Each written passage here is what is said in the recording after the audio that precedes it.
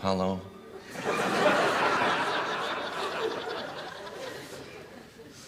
Well, that's another year gone.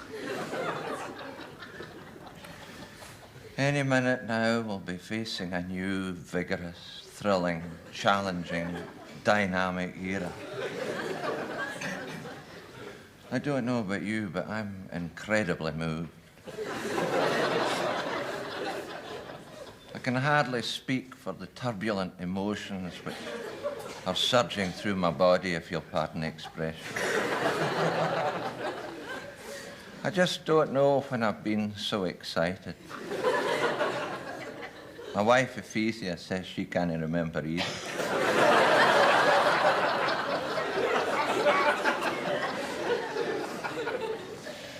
And soon the bells will be ringing out their joyous message of hope and cheer and goodwill towards men and love thy neighbour and all that. Ships, too.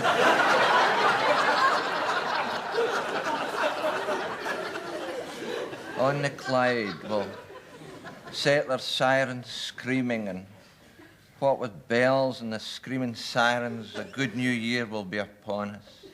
Not to mention a good going Eric as well. And what sort of year have you had? Has it been a good year? Has it been happy? Has it been successful? But enough of this waggishness.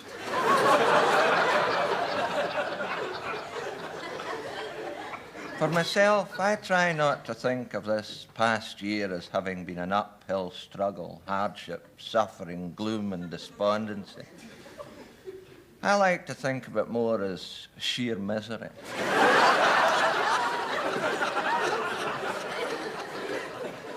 Mind you, it has been an interesting year in many ways.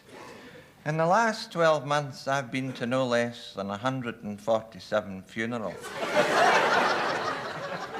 Not in an official capacity, you understand. It's really just a wee kind of hobby of mine. Of course, if it's a morning do, it always saves you making your own lunch. Ephesia enjoys them too, for she likes meeting people, even if it's too late.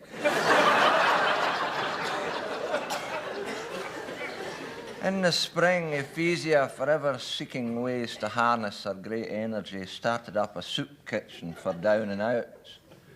Unfortunately, the only people who kept turning up were her relatives. But then, in no time at all, word got round and my family turned up as well. Later in the year, she came with me when I went to London as a member of a working party from the Motherwell Municipal Home for Maladjusted Ministers. Or as we call it,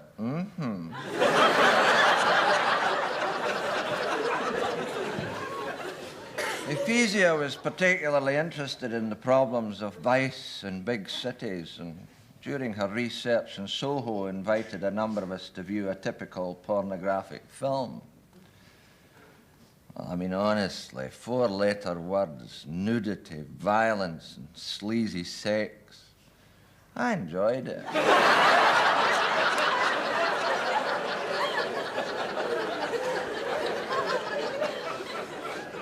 And to put your minds at rest, I can assure you that it's something that quickly loses its appeal.